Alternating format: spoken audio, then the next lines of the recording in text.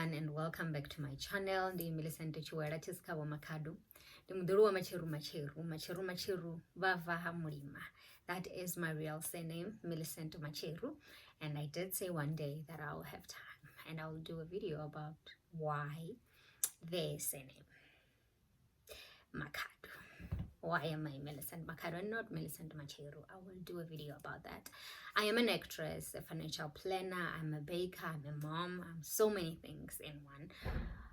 Thank you so much for joining me. Welcome to everyone that is new here, not Tanganedzwa.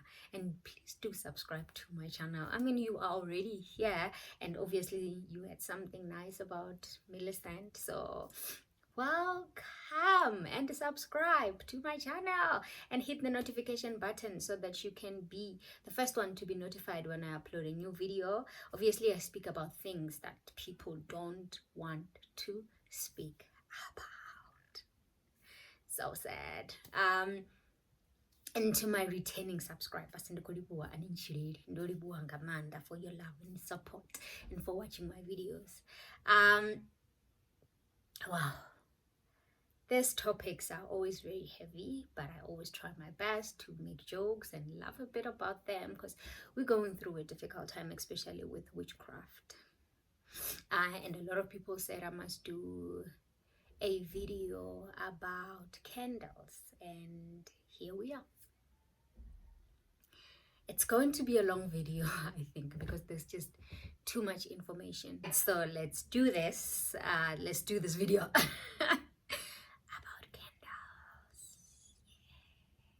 All right, so what is the reason for praying with candles? Because some people are like, Uphahla with candles, praying with candles.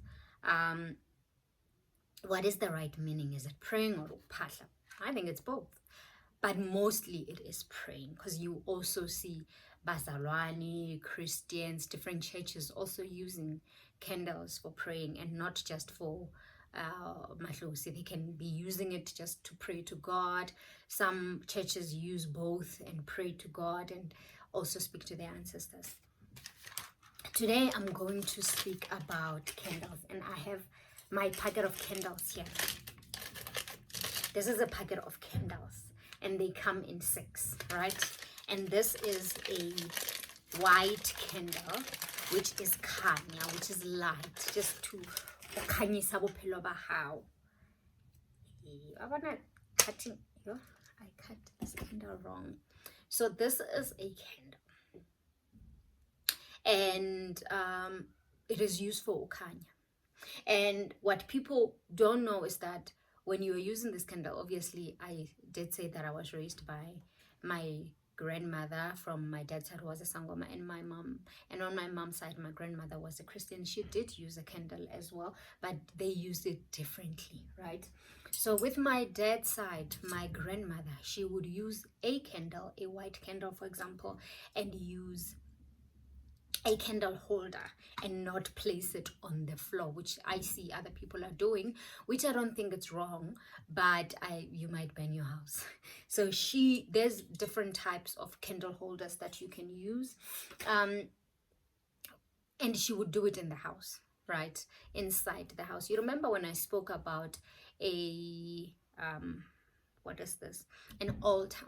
And I said everyone must have an altar in the house. So when you have an altar, you can introduce your candle into the altar if you haven't already. Some people I know, they have already. You take your candle. The importance of using a white candle is for light. It's for you to be seen. It's for you to have that light. A right way, a channel, a good way to be able to communicate with either God or your ancestors. It is a good channel of communicating with them. So now you use your white candle. Most people, when it comes to my grandmother, obviously she would sometimes use one candle only. Use that candle with seawater or just tap water, or whichever water that you might be having, and on a glass on the side, right? A clear glass, just any normal glass, the one that you use for drinking water, and she would put it there.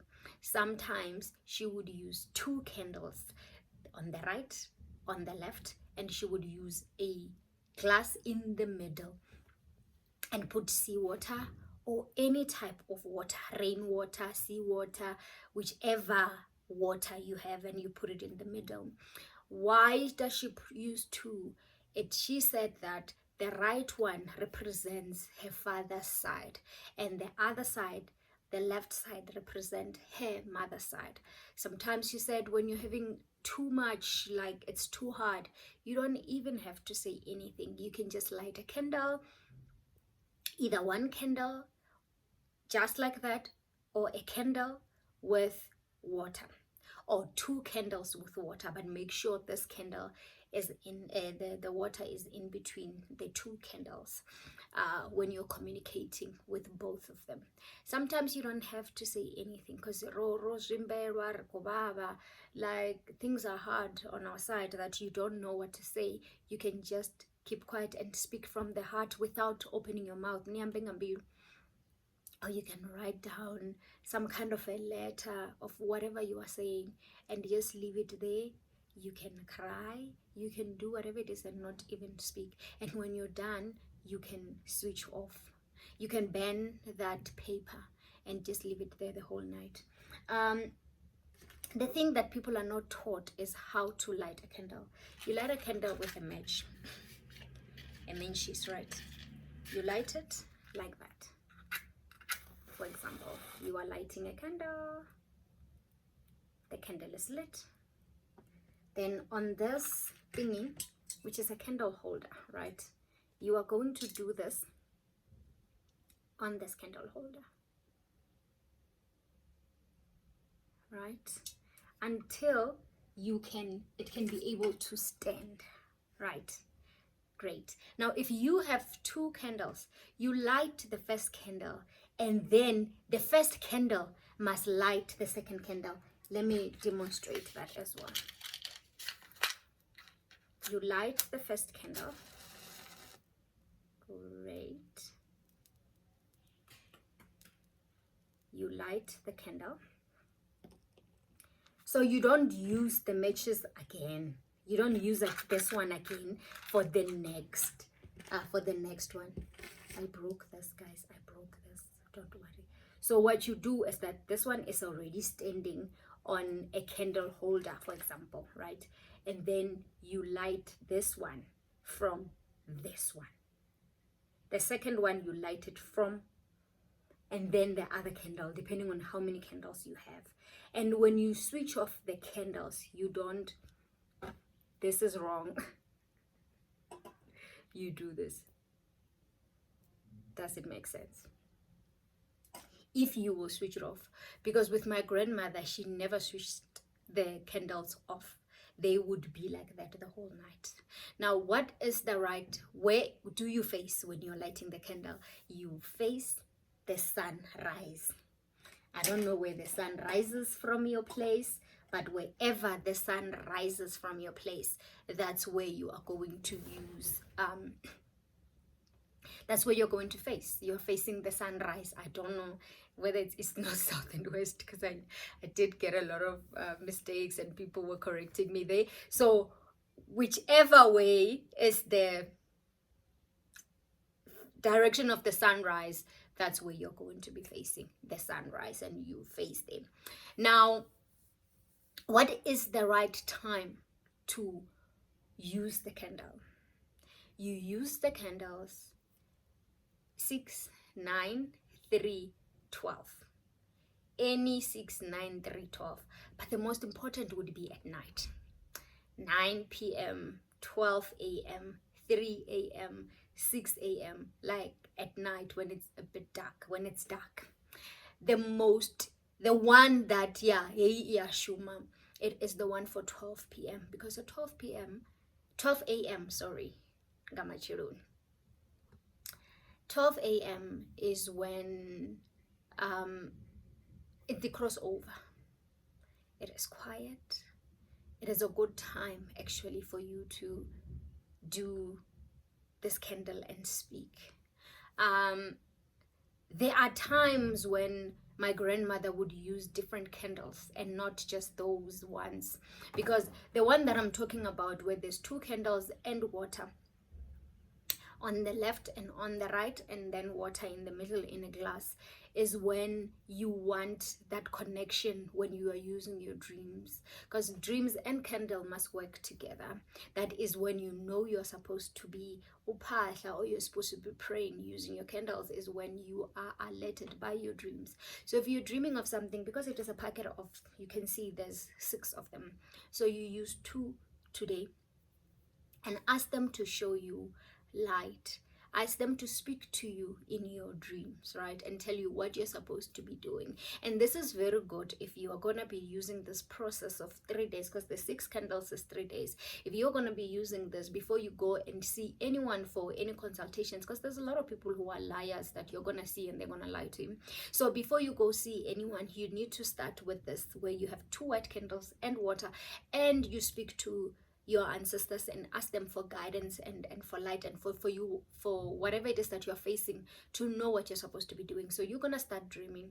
When you dream, take your book, you write the dreams, no matter, even if it's a small dream that doesn't make sense, you write it, because every dream that you're gonna dream will make sense at the end, right? So you're gonna write what you saw, and when you wake up in the morning, the candles obviously Uphahla. If you see that those candle, the other one you lighted and the other one was half full, the other one was already finished, you couldn't see, Uphahla, you know, the one that is on the right, if you're Uphahla, then you know that there's no problems on your father's side. And if the one on the left, Uphahla, or you can see there's something wrong with this candle, the way the way you light it and how it is when you woke up in the morning, then you know there's a problem on your mother's side that you're supposed to be fixing. And if it is the other side where you find there's light sharp, or like it looks like a mess in the morning from the right, then you know there is usually a problem with your father's side. And if you light it and yahana, you keep lighting it, when you wake up in the morning, it's like you haven't done anything, it's still like this, or your lighter only on the side and it just looks horrible, then you know there's a problem with your identity as to who you are, the surname that you're using. There is a problem. Then you go back and ask, hey, is this the name? Just like me, Yamakado, am I using the right surname? What is happening? What is wrong? You know, then you see with all those things, the candle, the way it will light. Now you do that. Let's say you use 2 candles with water. You wake up in the morning, after bathing in your normal basin, you put that water, you can just sprinkle nyana on your face, everywhere with that water, and you go about your day while you're talking to your ancestors, while you're talking to God, if you talk to God, and ask for direction, for light, for everything. And you remember you wrote your dreams, like when you dreamt, you wrote your dreams, and then you're just waking up in the morning after bathing with the normal water, you're just gonna add that water on a basin and then go. While you are cleaning yourself with that water, you are asking for direction, for light, for whatever the meaning of that dream and stuff like that. Then in the evening, at the same time, if it was 9 p.m., you're going to do it again. If it was 12 a.m., you're going to wake up and do the same process with the candle. And then you're going to dream again. And then in the morning, you're going to use that same water in the basin for 3 days. If not 3 days, and then you can do 6 or 7 days with that packet of some people use 7 days, some people use 3 days, right? When they know, okay, this is fine, and then they can go consult. Because sometimes you're consulting to a person, you dream about water, obviously give me the mandao, right? But you go there, someone's like, no, when are you supposed to be done this way and this way? And you're like, no, but in my dreams, this is what I see. You know what I mean? Then you know why this person is lying, and then you find someone else. But that's usually what happens. You pray using these candles, there's other candles.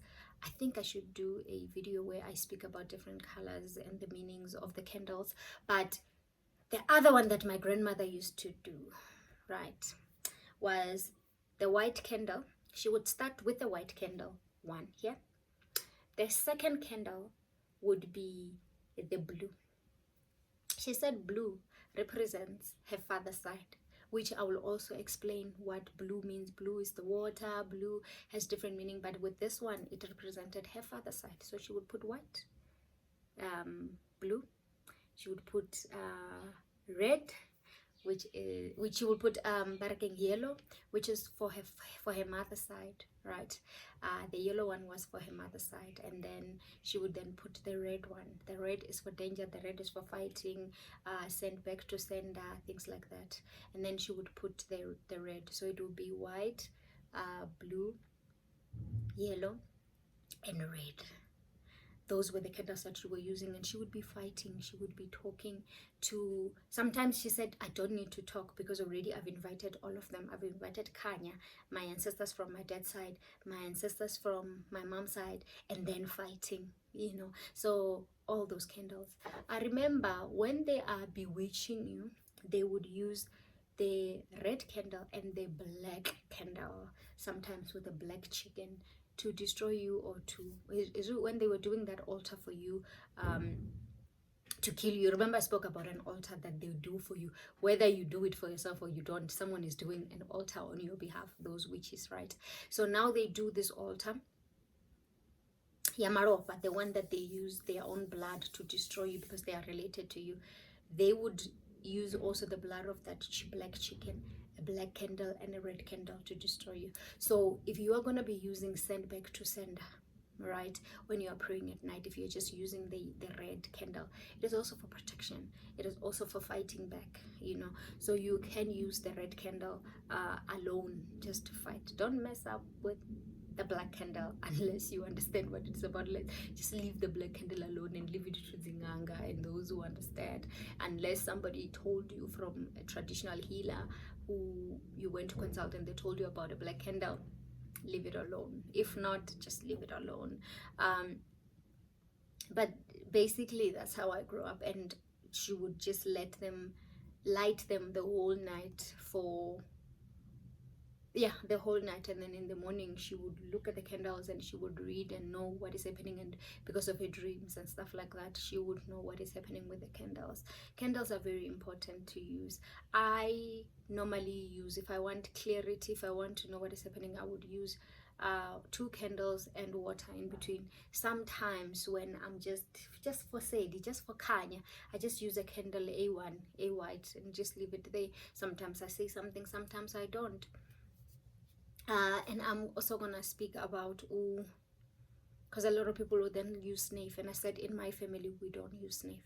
And then umpepo, a lot of people then mix candles with umpepo, but no one is allowed to use umpepo if their father is still alive, or their father's younger brother is still alive, or their father's elder brother is still alive, or their father's father is still alive. You can't if your father is still alive. And if not, then you check father's younger brother or elder brother, grandfather from father's side, or your brothers are the ones that are supposed to be holding umpepo. And if all those people are dead, that's when your mother can do it, not you. Especially if you're a woman.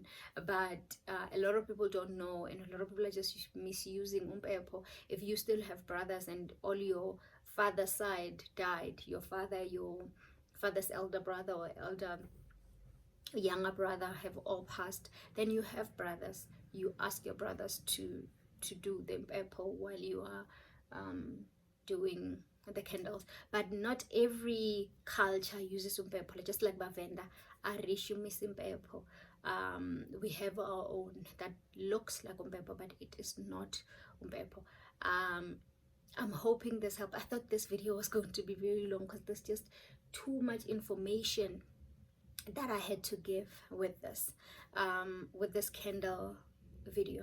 And I hope all of you are blessed and that I helped you with regards to candles. If you have any questions, please let me know. I'm going to do a video about different types of candles, and I'm hoping that they will make sense why you should have your yellow, blue, purple, pink, red, black, white, and purple.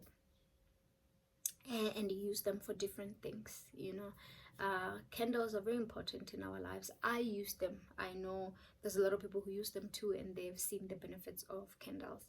Have a blessed day.